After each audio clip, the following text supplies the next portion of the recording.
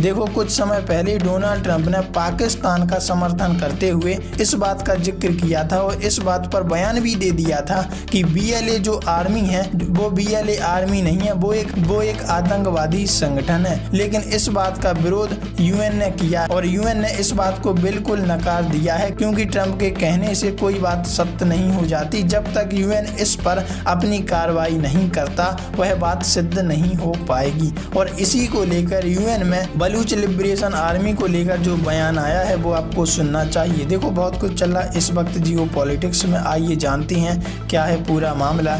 तो देखो खबर सामने आ रही है, UN में पाकिस्तान की फिर किरकिरी, बलूच आर्मी पर बैन लगाने की मांग की कोशिश फिर से नाकाम।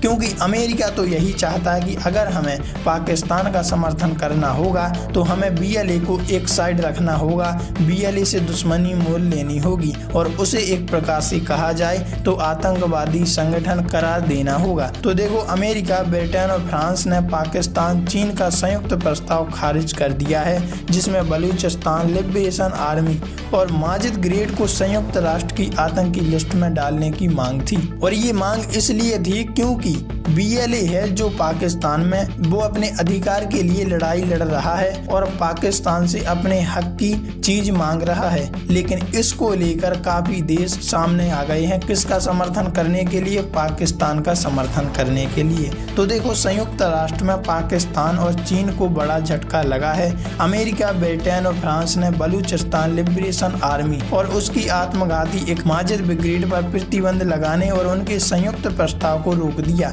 यह कदम उस समय उठाया गया जब हाल ही में अमेरिका ने दोनों संगठनों को विदेशी आतंकी संगठन घोषित किया था। क्यों किया गया विरोध? UN के 1267 प्रतिबंध तंत्र के तहत पेश किए गए इस प्रस्ताव को अमेरिका और उसके सहयोगियों ने यह कहते हुए खारिज किया कि पर्याप्त सबूत नहीं है और इस सबूत के बेस पर हम BLA को ये करार नहीं दे सकते कि वो एक आतंकवादी संगठन है जो BLA और माजिद ब्रिगेड को अल-कायदा या ISIL से सीधे तौर पर जोड़ते हों। संयुक्त राष्ट्र का 1267 प्रतिबंध तंत्र 1999 का प्रस्ताव उन व्यक्तियों और संगठनों पर यात्रा प्रतिबंध, संपत्ति फ्रीज और हथियारों पर रोक जैसी पाबंदियां लगाता है जिनका संबंध अल-कायदा, तालिबान और ISIL से है। लेकिन इसका संबंध कहीं से भी नजर नहीं आता कि इनके साथ हो। पाकिस्तान, चीन की दलील।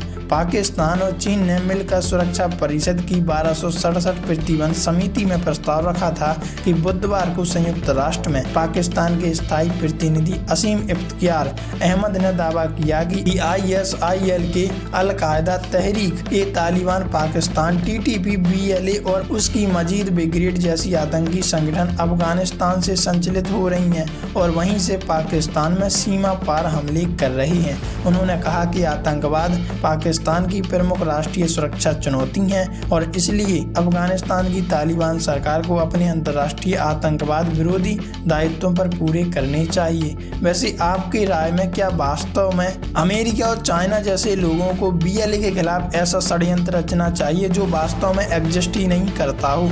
कमेंट में लिखकर जरूर बताइएगा।